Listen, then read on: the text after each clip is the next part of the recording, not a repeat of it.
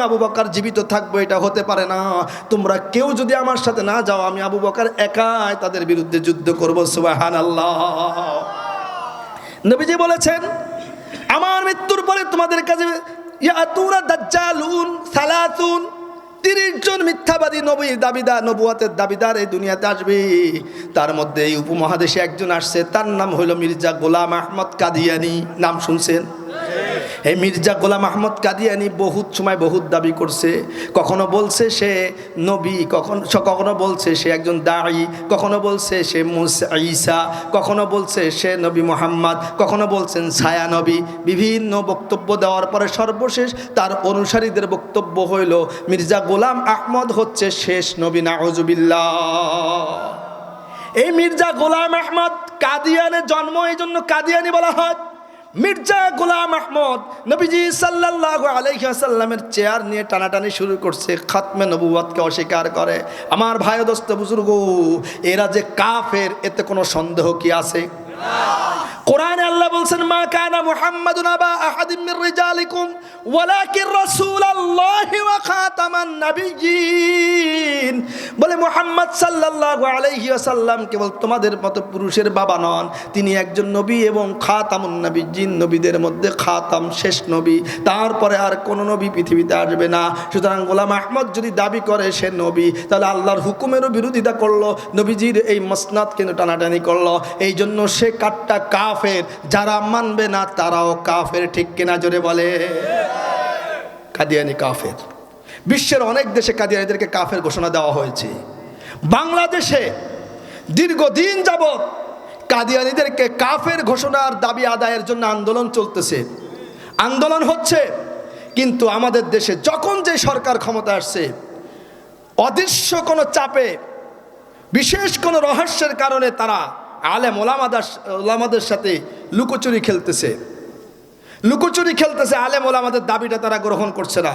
এটা কি শুধুমাত্র আলেমের দাবি না আমাদের সবার দাবি? সমস্ত উম্মতের দাবি। সবাই উম্মতের দাবি না? সমস্ত উম্মতের দাবি। কাদিয়ানীদেরকে কাফের ঘোষণা করতে হবে। তারা ইসলামের নাম ভাঙিয়ে মসজিদ এটা ব্যবহার করতে পারবে না। মুসলিম লিখতে, তারা কাদিয়ানি।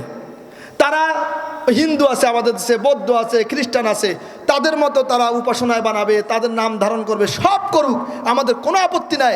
কিন্তু তারা মদের বোতলের মধ্যে, আরসি আর শরবতের বোতলের মধ্যে মদ বিক্রি করতে পারবে না। মসজিদের নামে তারা সেখানে কাদিয়ানি ধর্ম প্রচার করতে পারবে না। মুসলিম নাম ধারণ করে মুসলমানদেরকে ধোঁকা দিতে পারবে না। কালিমা লা ইলাহা ইল্লাল্লাহু মুহাম্মাদুর রাসূলুল্লাহ বলে মুসলমানদেরকে গুমরাহ করতে পারবে না।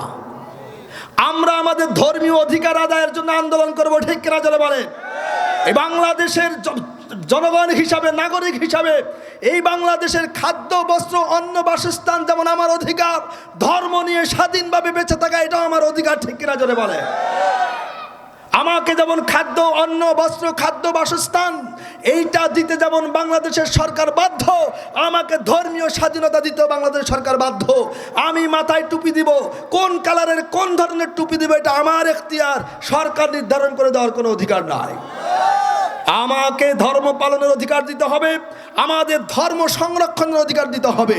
ইসলাম ধর্মকে অন্য ধর্ম থেকে আলাদা স্বাতন্ত্র নিয়ে বেঁচে থাকার প্রচার করার অধিকার দিতে হবে। ইসলামের উপর আঘাত যারা করবে তাদের ব্যাপারে ব্লাসফেমি আইন করতে হবে, তাদেরকে সর্বোচ্চ শাস্তির আওতায় আনতে হবে। ঠিক কিনা জোরে বলে? আজকে আমরা দেখতে পাচ্ছি মুসলমানদের বিরুদ্ধে নানামুখী ষড়যন্ত্র।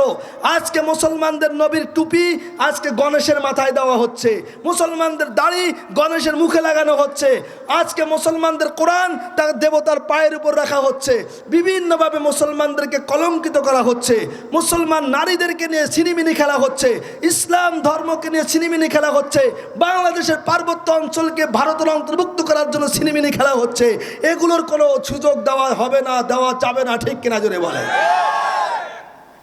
আমরা বাংলাদেশের মুসলিম জনগণ শান্তিপ্রিয়, সাম্প্রদায়িক সম্প্রীতিতে আমরা বিশ্বাসী। আমরা সাম্প্রদায়িক সম্প্রীতি নষ্ট করতে চাই না। আপনি খোঁজ নেবেন, নিরপেক্ষ আপনি তদন্ত করেন, ধর্ম ভীরু, খোদা ভীরু কোনো মুসলিম আজ পর্যন্ত হিন্দুদের কোনো মণ্ডপে গিয়ে আঘাত করে নাই, ঠিক কিনা জোরে বলেন? কোনো মূর্তি ভাঙে নাই, কোনো কিছুই, বরঞ্চ 5 তারিখের পরে এই মাদ্রাসার ছাত্ররা, আলেমরা, সাধারণ মুসলিমরাই তাদের এই সমস্ত মণ্ডপগুলো, এই সমস্ত মন্দিরগুলো পাহারা দেওয়ার ব্যবস্থা করেছিল, ঠিক কিনা জোরে বলেন? না, আমরা চাই বাংলাদেশের জনগণ আমরা সবাই মিলেমিশে একসাথে বসবাস করি। আমরা কোনো ধরনের বিশৃঙ্খলাকে আমরা পছন্দ করি না। আমরা ধর্মে ধর্মে হানাহানি, দাঙ্গা, এটাকে আমরা পছন্দ করি না। জাতিগোষ্ঠীতে দাঙ্গা, এটাকে পছন্দ করি না। গোত্রে গোত্রে দাঙ্গা, এটাকে পছন্দ করি না।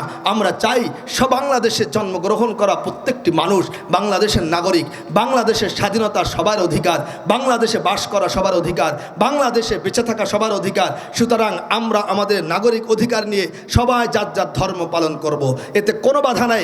কিন্তু এক ধর্ম আরেক ধর্মকে আঘাত করা, এটাকে ইসলাম সমর্থন করে না। সুতরাং যারা আজকে এই যে ইসকনের নামে যা করছে, এটা প্রকৃত যারা হিন্দু ধর্ম অনুসরণ করে তারাও এটা বিব্রত, তারাও এটা চায় না। কারণ কোনো ধর্মেই জেনা, ব্যভিচার, গুণ, দর্শন ইত্যাদি এগুলোকে সমর্থন করে না। ধর্ম মনেই হলো নৈতিকতার শিক্ষা দেওয়া। ধর্ম নৈতিকতার বাণী প্রচার করে, ধর্ম সংঘাত প্রচার করে না। সুতরাং ভাই ও দোস্ত বুজুর্গ, আমরা আসেন সব চিন্তা চেতনার ঊর্ধ্বে উঠে আমাদের ইসলাম, ইমান, নবীর মসনদকে রক্ষা করার জন্য আমরা ঐক্যবদ্ধ হই। আপনারা হয়তো দাওয়াত পেয়েছেন, আগামী 15 তারিখ শনিবার ঢাকা সোহরাওয়ার্দী উদ্যানে আমাদের এই যে আপনাদের পার্শ্ববর্তী বিক্রমপুরে মধুপুরের পীর সাহেব পীর আব্দুল হামিদ দামাত বারাকাতুহুম, তার নেতৃত্বে সারা বাংলাদেশে ওলামা ইকরাম ঐক্যবদ্ধভাবে কাদিয়ানীদেরকে কাফের ঘোষণার আন্দোলন নিয়ে আসতেছে। সুতরাং এই কাদিয়ানীদেরকে কাফের ঘোষণা দেওয়ার জন্যে যে আন্দোলন চলতেছে, সংগ্রাম চলতেছে এবং যে সমাবেশ হবে, আমরা সবাই যার যার অবস্থান থেকে সেখানে অংশগ্রহণ করব এবং বাংলাদেশ সরকার সহ আন্তর্জাতিক মহলকে আমরা এটা দেখিয়ে দেই যে কাদিয়ানীরা তারা তাদের অধিকার নিয়ে তারা বাঁচবে, তারা তাদের ধর্ম পালন করবে, কোনো আপত্তি নেই। কিন্তু আমাদের ইসলামী পরিভাষা, ইসলামের উপাসনায় তথা মসজিদ ইত্যাদি এগুলো ব্যবহার করে সাধারণ মুসলমানদেরকে তারা ধোঁকা দিয়ে অমুসলিম বানাচ্ছে, এইটা বন্ধ করতে হবে। এই জন্যে তাদেরকে কাফের ঘোষণা করলে তারা তাদের মতো করে তারা বাঁচবে, তারা এই দেশে তাদের অধিকার গ্রহণ করবে, এতে আমাদের কোনো আপত্তি নেই। ভাই এই দাবি তোলা এটা কি অন্যায়? কারো অধিকার হনন করা হইল? কারো অধিকার হনন করা হয় নাই। এই জন্য যাদের সুযোগ আছে ইনশাআল্লাহ আগামী 15 তারিখে যাবেন। আল্লাহ পাক রব্বুল আলামিন আমাদের সবাইকে যে কথাগুলো আলোচনা হলো, ভুলগুলো আল্লাহ তাআলা মাফ করেন, সহি কথাগুলো আমাদের সকলকে আমল করার তৌফিক দান করেন। হাজী শরিয়ত